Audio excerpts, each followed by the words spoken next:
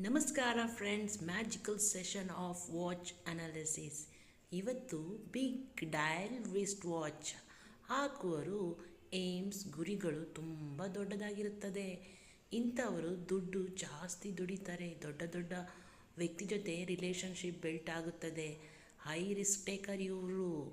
Will power strong ಆಗಿರುತ್ತದೆ. ಜಾಸ್ತಿ ದುಡ್ಡು ದುಡಿತಾರೆ, ಹಾಗೆಯೇ ಖರ್ಚು ಮಾಡ್ತಾರೆ.